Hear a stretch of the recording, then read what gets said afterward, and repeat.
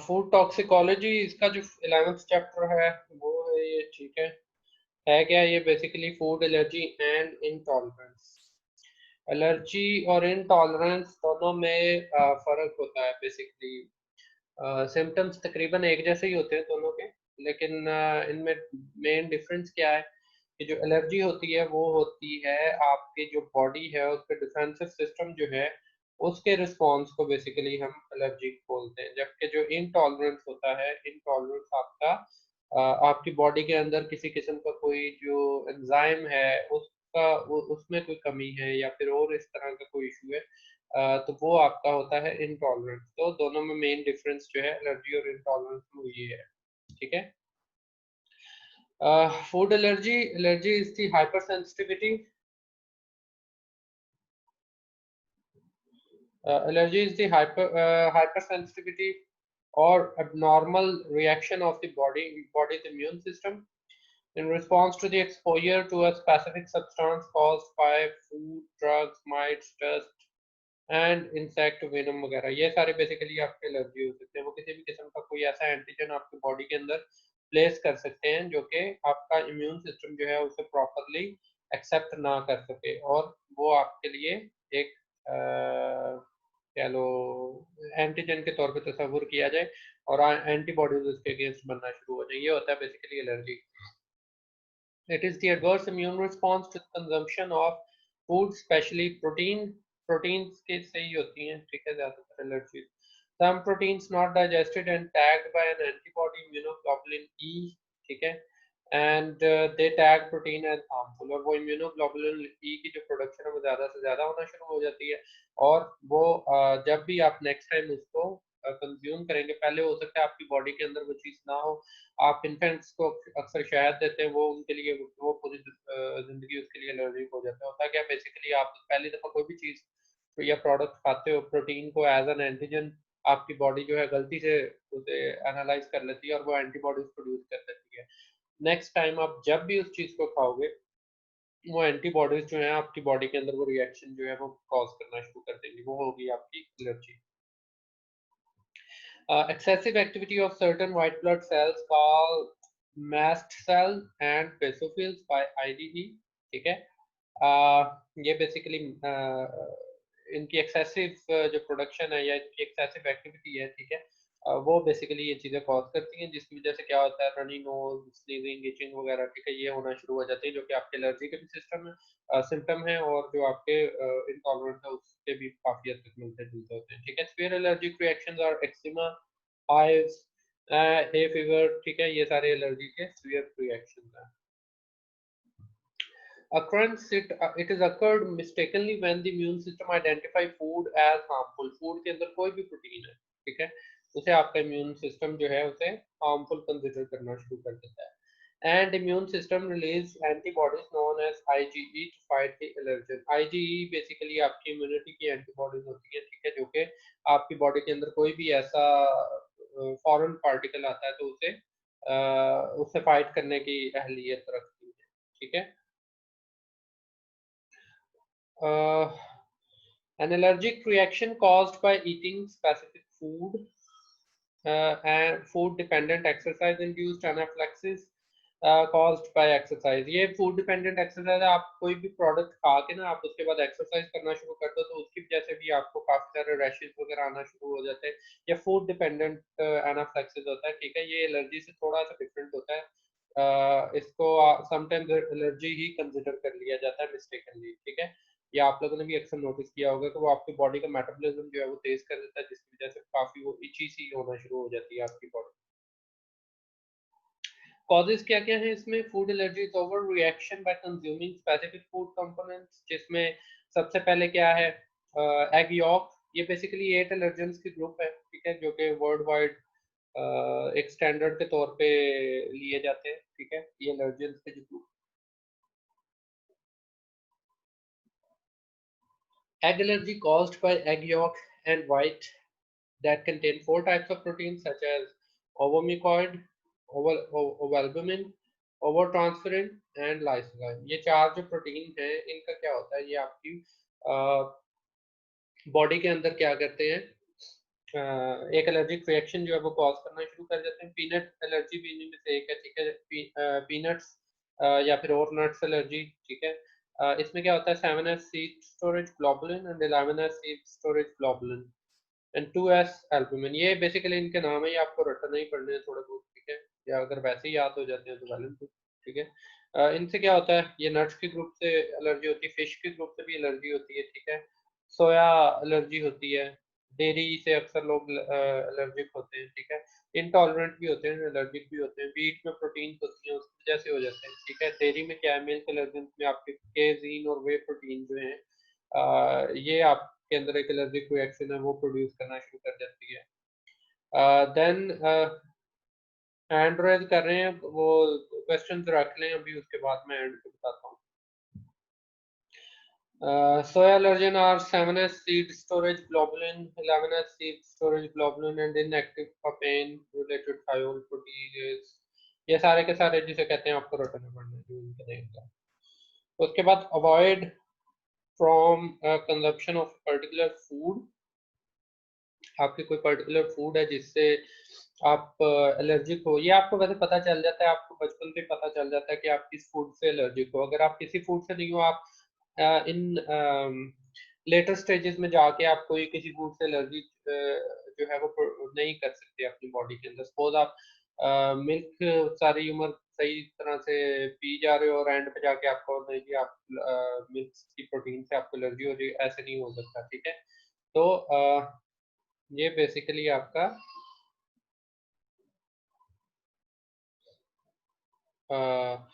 Medication में prevent and minimise सिर्फ prevent कर सकती है, सॉरी स्टार्ट में प्रिवेंट कर सकती है, प्रिवेंटिव अप्रोच के तौर पे से ले सकते हैं, उसका ट्रीटमेंट कोई नहीं है, ठीक है, उसका क्योर कोई नहीं है।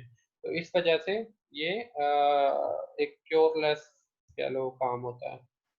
टेस्ट इसके लिए कौन से किए जाते हैं, स्किन प्रिक टेस्ट। इसमें क्या है, इजी होता है, ठीक है। इसमें आप कोई भी एलर्जन जो है अपनी स्किन के ऊपर रख देते हो, ठीक है। अगर वो आपकी स्किन के अंदर उस तरह के जो डिफरेंट सिम्टम्स जो हैं वो करना शुरू कर दे, ठीक है, या उसके ऊपर वो कोई स्कार्स वगैरह बनना शुरू कर दें टॉप पे, ठीक है, सिर्फ उसी कह लो उसी जगह पे, ठीक है, जहाँ पे आप उसे इन कांटेक्ट करवाते हो, तो वो होता है आपका एलर्जी। अदरवाइज अगर इस तरह का इशू ना हो तो वो आपका इंटॉलरेंस के तौर पे कंसिडर किया जाता है।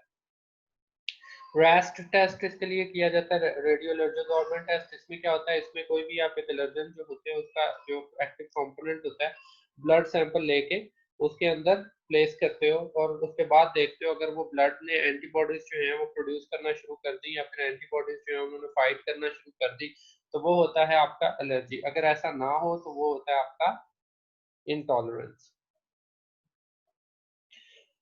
फूड इंटॉलरेंस इसके ऑपोजिट है। फूड इंटॉलरेंस में आपका कोई इम्यूनिटी का रिस्पॉन्स नहीं होता, ये बेसिकली आपके केमिकल रिएक्शन होते हैं जो कि आपके बॉडी में कोई भी एंजाइम जो है उसकी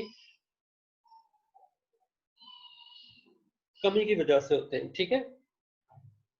जैसे आप कह लो लैक्टोज इंटॉलरेंस होते हैं आपकी बॉडी के अंदर, अगर लैक्टेज कम है तो वो आपका इंटॉलरेंस वाली साइड पे जाता है। जैसे आप कह लो आपने देखा होगा साउथ अफ्रीकन कंट्रीज के जो लोग होते हैं, ये जो काले हैं, ठीक है, ये ज्यादातर लैक्टोज इंटॉलरेंट होते हैं। इनकी 99% जो पॉपुलेशन है वो आपकी लैक्टोज इंटॉलरेंट है। 99 तो खैर मैंने बहुत ज्यादा बोल दिया है, लेकिन चलो जज्बात में आके ज्यादा बड़ी फिगर बोल दी होंगे मेरा ख्याल में, कोई 90% के करीब है, ठीक है। तो इनकी आधी बहुत ज्यादा पॉपुलेशन जो है ना, आपको बहुत कम ऐसे मिलेंगे जो कि मिल्क जो है वो कंज्यूम कर सकते हैं, ठीक है। ये होते हैं आपके लैक्टोज इंटॉलरेंट, क्योंकि इनमें लैक्टेज इनके जीन्स में ही जिसे कहते हैं ना नहीं है कि आपको लैक्टेज एंजाइम जो है वो प्रॉपर्ली प्रोड्यूस करें। यहाँ पे भी बहुत सारे आपको आगे पीछे मतलब ये कॉमन चीज है जो आपको लैक्टेज इंटॉलरेंस जो है लैक्टोज इंटॉलरेंस जो है वो मिलती है, ठीक है। इवन मैंने एक इंटरव्यू में पढ़ा था, अली जफर जो है, अली जफर की लैक्टोज इंटॉलरेंट है, ठीक है। often result by absence of specific chemicals and enzymes, कोई भी हो सकते हैं वो, ठीक है, depending upon which food you are talking about, ठीक है। जैनुल आबिदीन, हाँ अच्छे लग रहे हो।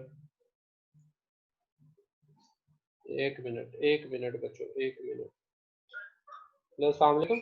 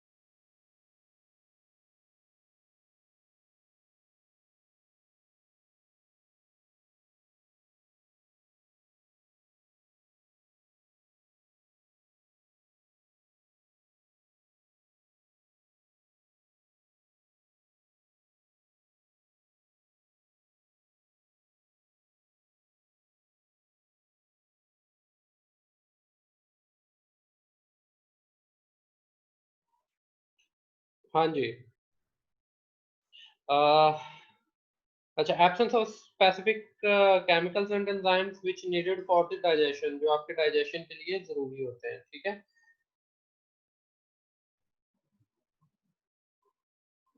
अच्छा, इसके बाद हो जाओगे सिम्टम्स क्या है इसमें। It is related to the amount of the food consumed. जितने ज्यादा आप फूड कंज्यूम करोगे उतनी ज्यादा टॉलरेंस होना शुरू हो जाएगी, ठीक है, क्योंकि आपकी जो फूड है वो प्रॉपरली डाइजेस्ट नहीं हो पाती, ठीक है। Benzoates and salicylates are present in the food are capable of food intolerance, जिसमें डेयरी प्रोडक्ट्स, चॉकलेट्स, ये सारे मतलब आपकी जो इंटॉलरेंस है उसे इंक्रीज करने में हेल्प कर सकते हैं, हेल्प नहीं सकेंगे, इंक्रीज करने का सबब बन सकते हैं। डेफिशिएंसी ऑफ डाइजेस्टिव एंजाइम्स, ये भी एक बेसिकली मेन कॉज है जो आपके जीन्स से ही आपको मिल जाता है, ठीक है। Lactose intolerance, body unable to digest lactose sugar present in the milk and milk products. उसके बाद lactase enzyme responsible for the breakdown of lactose into glucose and lactose, इसलिए अगर आपके बॉडी के अंदर वो चीज मौजूद नहीं है, ठीक है, लैक्टेज एंजाइम मौजूद नहीं है, तो आप उसे प्रॉपर्ली ब्रेक डाउन नहीं कर पाते, ठीक है। ये बेसिकली एक आपका इंटॉलरेंस वाली साइड पे आपको ले जाता है, ठीक है। उसके बाद symptoms appear in 30 minutes to 2 hours. Symptoms ये बेसिकली आपके कुछ सिम्टम्स हैं: loose tooth, gurgling sounds, pain or cramps in the lower belly, gas, bloating, diarrhea, ये मतलब सबके तकरीबन सेम है जो आपके इंटॉलरेंस के इश्यूज है। ग्लूटेन इंटॉलरेंस बेसिकली इसे सीलिएक डिजीज भी कहा जाता है, ठीक है। और ये आपके जो कह लो सीरियल और पल्सेस वगैरह खाने से बेसिकली होता है। सिम्टम्स इसके भी तकरीबन वही है, ठीक है। वाइटामिन और आपके जो होते हैं ग्लूटेन वगैरह वो प्रॉपर्ली डाइजेस्ट नहीं होती, ठीक है, इसलिए इसे ग्लूटेन इंटॉलरेंस, ये भी आजकल बहुत कॉमन है, ठीक है। आपके जो कमोडिटीज हैं, बहुत सारी ग्लूटेन फ्री कमोडिटीज आपको मिल जाती है मार्केट के अंदर, ठीक है। लोग अक्सर औकात खाते ही सारी उम्र यही है, ठीक है। इसके लिए भी blood test and stool fat test वगैरह किया जाता है, ठीक है, कि किस हद तक जो ग्लूटेन है वो आपकी डाइजेस्ट हुए बगैर ही आप एक्सक्रीट कर रहे हो, ठीक है, वो आपके ग्लूटेन इंटॉलरेंस जो है उसमें ले जाता है। तब सिम्टम्स तकरीबन सेम ही है इसके पिछले इंटॉलरेंस की तरह के। फ्रुक्टोज इंटॉलरेंस, इसमें क्या होता है, आप फ्रुक्टोज को प्रॉपर्ली डाइजेस्ट नहीं कर पाते, इसके लिए आपको फ्रुक्टोज फ्री डाइट जो है वो लाइफ टाइम यूज करनी पड़ती है, ठीक है। फ्रुक्टोज मैल एब्जॉर्प्शन भी होती है। मैल एब्जॉर्प्शन और इंटॉलरेंस थोड़ा सा डिफरेंट है। आप प्रॉपर्ली एक में आप कंज्यूम कर लेते हो लेकिन प्रॉपर्ली नहीं कर पाते, आप उसके साथ क्या करते हो, कोई एक एक्स्ट्रा चीजें जो है अटैच कर लेते हो, कि मतलब आप कोई पिल्स ऐसी ले लेते हो जो कि आपकी फैट वाली पिल्स ले लेते हो जो कि आपकी बॉडी के अंदर ज्यादा देर उस फूड को रखे, ताकि ज्यादा से ज्यादा एंजाइम जो है, स्लो होता है एंजाइम प्रोड्यूस, ज्यादा से ज्यादा एंजाइम प्रोड्यूस होकर आपकी जो फूड है उसे प्रॉपर्ली डाइजेस्ट करने में हेल्प कर दे। हाइड्रोजन ब्रेथ टेस्ट इसके लिए किया जाता है, ठीक है। क्या होता है, एक इंडिविजुअल जो होता है वो फ्रुक्टोज मिक्सचर को इंजेस्ट करता है, ड्रिंक करता है, ठीक है, और उसके बाद ब्रेथ एनालाइजर से चेक कर लिया जाता है कि आपकी बॉडी के अंदर फ्लक्चुएशन कितनी है हाइड्रोजन लेवल्स की, और उसकी बेस पे बता दिया जाता है आपको फ्रुक्टोज इंटॉलरेंस है या नहीं। सिम्टम्स सेम ही है, ठीक है, ज्यादातर इसमें डाइजेस्टिव सिस्टम के इश्यूज होते हैं। तो ये आपका 11th चैप्टर था। इसके बारे में कोई क्वेश्चन हैं तो बताएं। ये वाला तो जल्दी खत्म हो गया। हाँ जी, चैट खोल लिया मैंने, कोई क्वेश्चन है तो बताओ। ओके, बैठा भी है क्या, कोई नहीं?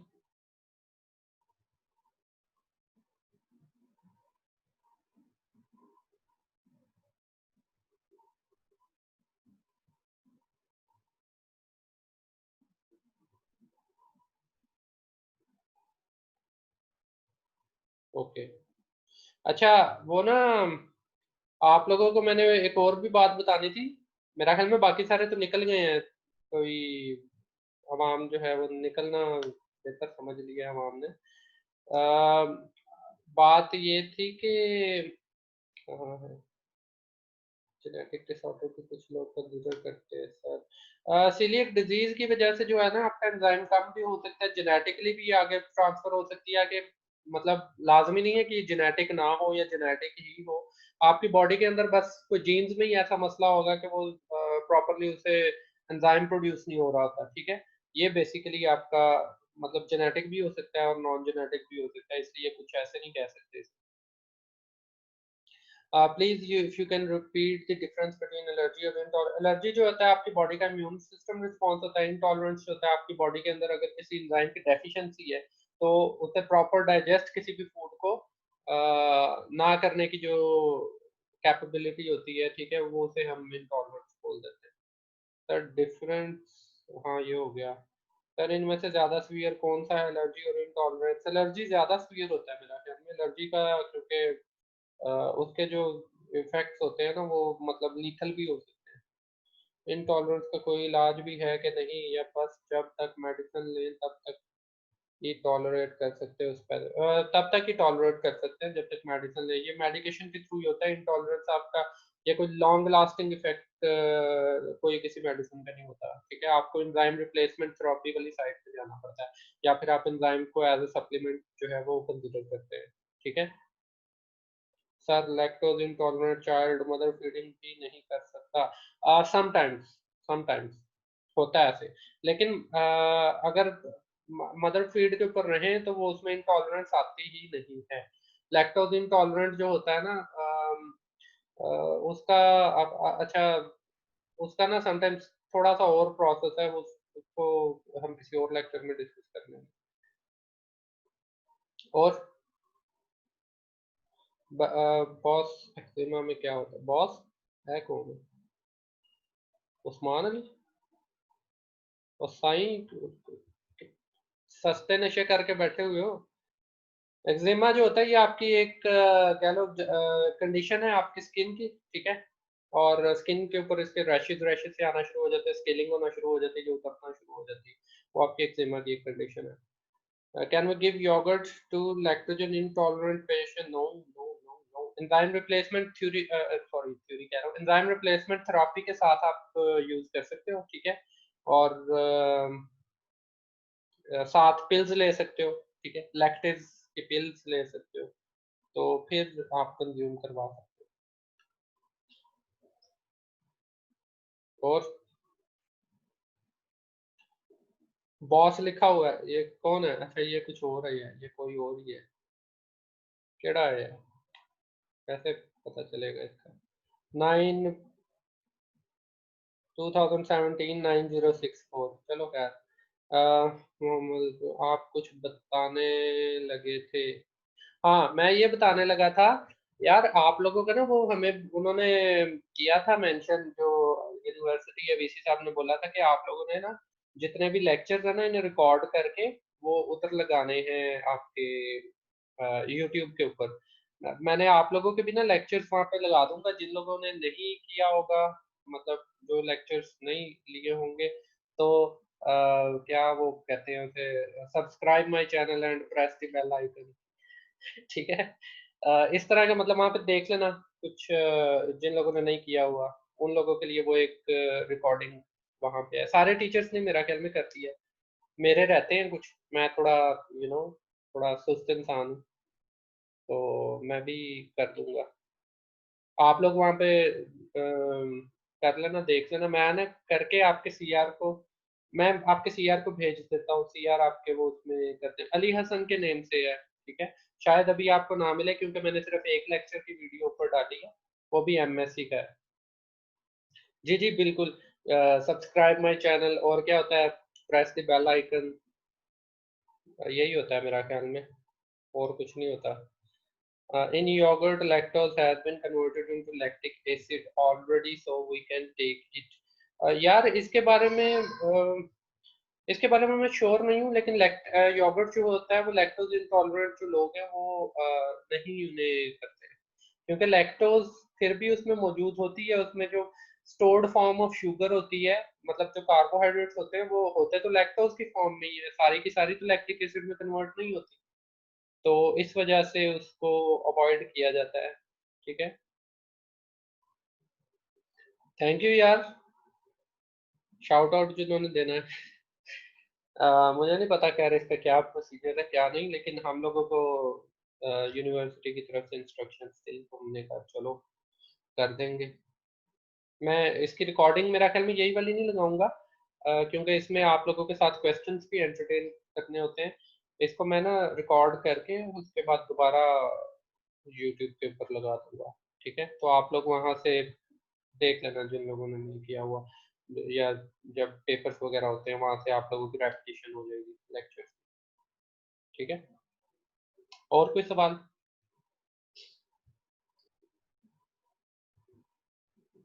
नहीं?